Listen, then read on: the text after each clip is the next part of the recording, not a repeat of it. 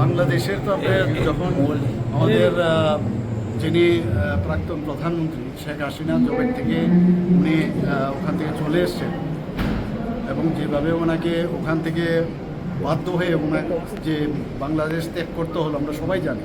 তারপর থেকে আমরা জানি যে এখানে কি হতে যাচ্ছে।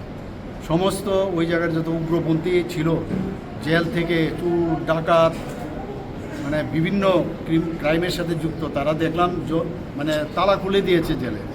তো এক্সপেক্টই করা যেতে পারে যে কী অবস্থা। এবং যেহেতু এটা একটা ইন্টারন্যাশনাল বিষয়, এই বিষয়ে এখান থেকে আমাদের সবসময় আমাদের যা নিয়ম সেই অনুযায়ী সব রিপোর্ট আমরা দিল্লিতে আমরা জানিয়েছি এবং যে কোনো পরিস্থিতিতে আমরা কিন্তু তৈরি আছি, এতটুকু আমি বলতে পারি।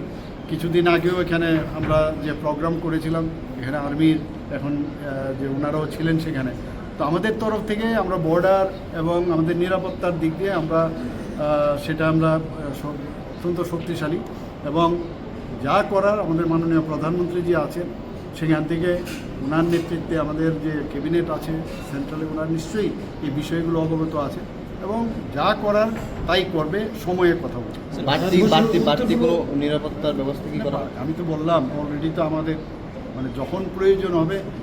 আর এখানে তো ফিজিক্যাল প্রেজেন্স এখন প্রয়োজন হয় না, এখন তো টেকনোলজির যুগ। আপনারা দেখেছেন ড্রোনের মাধ্যমে ঘরে বসে S-400 আমাদের এখন আছে।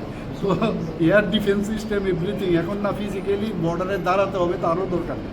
এইসব টেকনোলজি ভারতবর্ষে কী আছে, কিছুদিন আগে আসাম রাইফেলসে অলরেডি আপনারা দেখেছেন ডেমনস্ট্রেট করেছে দ্যাট উই আর অলরেডি মানে ready for any situation occur. Sir, Indian high commission অফিসের উপর অ্যাটাক করেছে বাংলাদেশ।